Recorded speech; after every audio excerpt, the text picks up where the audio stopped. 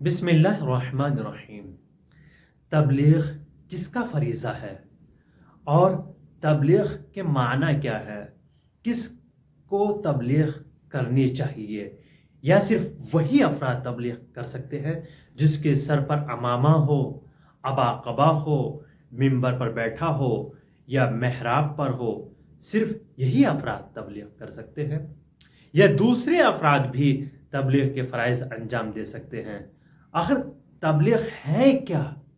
اگر ہم غدیر کے میدان میں دیکھیں، رسول اکرم صلی اللہ علیہ وآلہ وسلم نے کیا کہا تھا کہ خدا کی طرف سے پیغام آیا، یا ایھا الرسول بلغ، اے رسول پہنچا دو اس پیغام کو۔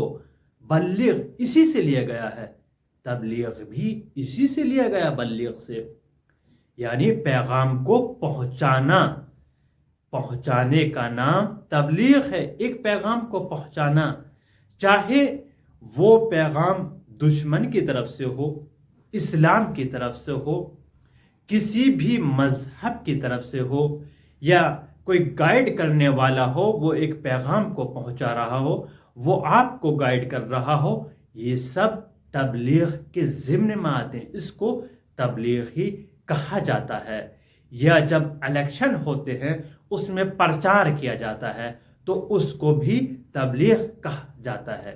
لیکن یہ لفظ ایک اسلام سے مخصوص ہو گیا ہے، مختص کر دیا گیا ہے علماء سے۔ جہاں کہیں بھی لفظ تبلیغ استعمال کیا جاتا ہے، وہاں پر انسان کے ذہن میں، انسان کے تصور میں ایک عالم دین کا خیال فوراً آ جاتا ہے، جو عبا قبا میں ہو، سر پر عمامہ ہو، یا مسجد میں ہو، محراب پر ہو، وہ اس کے ذہن میں خاکہ بن جاتا ہے، وہ تصویر اس کے ذہن میں بن جاتی ہے کہ اس انسان کا فریضہ یہی ہے کہ وہ دوسروں تک پیغام کو پہنچائے، اسلام کے پیغام کو پہنچائے، دین کے پیغام کو پہنچائے۔ لیکن میرے دوستو، میرے عزیزو، ایسا نہیں ہے۔ جب ہم اصول دین کے بعد فروع دین کو پڑھتے ہیں تو وہاں پر آتا ہے امر بالمعروف و نہی عن المنکر، یعنی نیکی کی دعوت دینا اور برائی سے روکنا ہر انسان کا فریضہ ہے۔ اور یہی ایک مولوی بھی اسی فعل کو، اسی حکم پر عمل کرتا ہے، دوسروں کو برائیوں سے روکنے کی دعوت دیتا ہے اور نیکی پر عمل کرنے کی دعوت دیتا ہے۔ آپ جھوٹ بول رہے ہیں، آپ کو کہیں کہ نہیں، دیکھیں جھوٹ بولنا حرام ہے، یہ آپ کے لیے جائز نہیں ہے۔ آپ کو نیکی کی طرف حکم دیا جاتا ہے، دعوت دی جاتی ہے سچائی کی طرف۔ اسی طریقے سے ہر اس انسان کا فریضہ ہے جس کے اندر انسانیت پائی جاتی ہو، اس کا فریضہ ہے تبلیغ کرنا، یعنی دین کے پیغام کو پہنچانا۔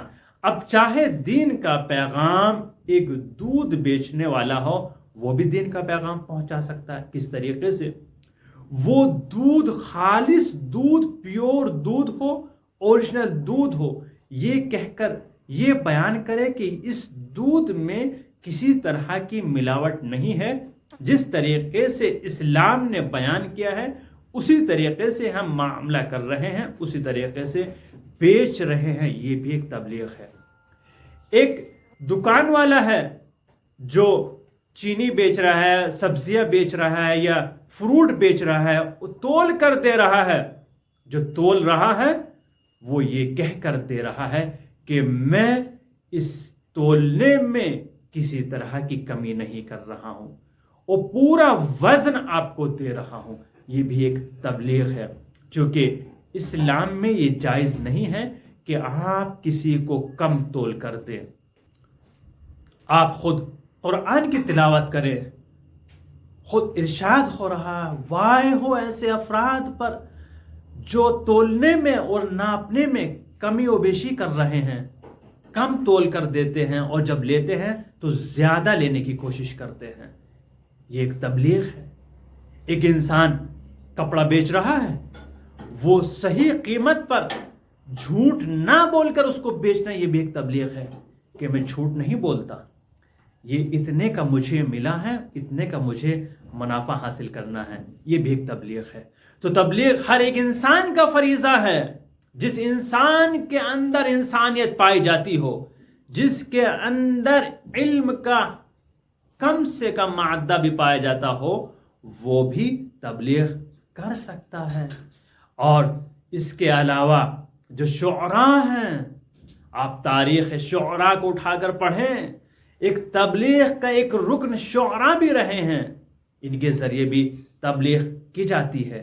نوح خان ہیں، مداح ہیں، ذاکرین ہیں، خطباء ہیں، یہ سب تبلیغ کر سکتے ہیں، اور ان کا فریضہ بھی ہے کہ تبلیغ کو انجام دے۔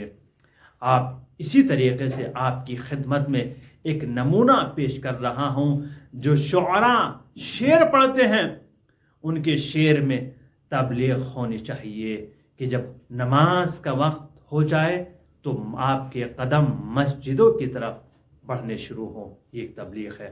شاعر اس میں بیان کر رہا، آپ سنیے، مولانا رضا خان صاحب جو قم کی سرزمین پر تشریف فرما ہیں، انہوں نے جو اشعار پڑھے ہیں اس میں تبلیغ کا پہلو آپ کو نظر آ جائے گا، اس کو غور سے سنیے گا۔ اور اگر آپ نے ہمارے چینل کو سبسکرائب نہیں کیا ہے تو ضرور سبسکرائب کیے گا، تاکہ یہ چینل آگے بڑھے اور ہزاروں لوگوں تک یہ میسج پہنچے۔ یہ آپ کی ذمہ داری بھی بنتی ہے اور میری ذمہ داری بھی بنتی ہے جو میں ادا کر رہا ہوں۔ اب یہ میں آپ کے اوپر چھوڑ دیتا ہوں، آپ کتنا اس کو آگے بڑھاتے ہیں اور کس طریقے سے اس کو شیئر کرتے ہیں، لوگوں تک اس میسج کو پہنچاتے ہیں، یہ آپ کی ذمہ داری بنتی ہے۔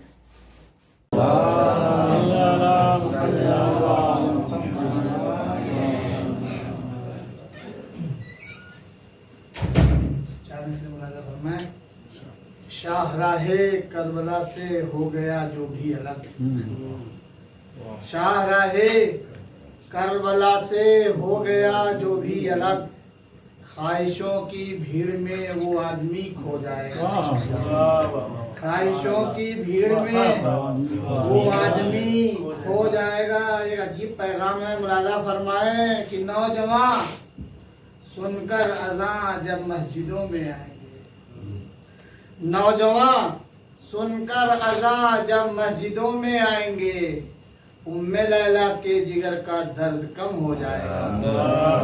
نوجوان سن کر اذان جب مسجدوں میں آئیں گے، ام لیلا کے جگر کا درد کم ہو جائے گا۔ صلوات پڑھیں محمد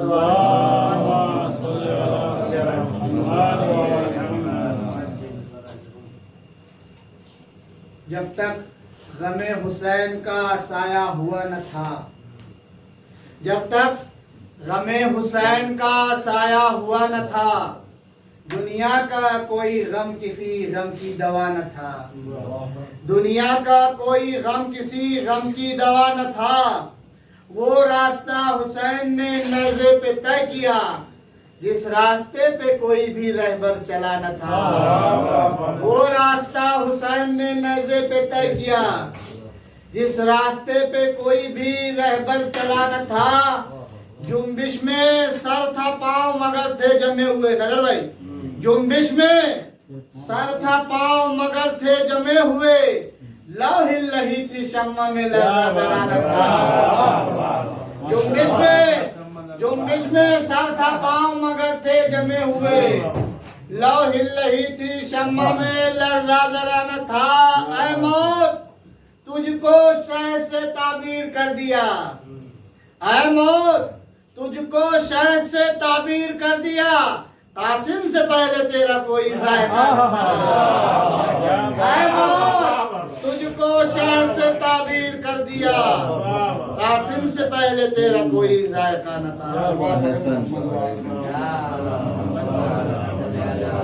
آپ سے گزارش ہے مکتب جعفری چینل احکام کو زیادہ سے زیادہ شیئر کریں اور سبسکرائب بھی کروائیے، تاکہ یہ چینل آگے بڑھے اور ہم آپ تک ہر مسئلے کا حل آپ کی خدمت میں پیش کرتے رہیں اور تمام مسائل فقہی کو آپ کی خدمت میں بیان کرتے رہیں. آپ سبسکرائب کر کے ہمارا تعاون ضرور فرمائیے.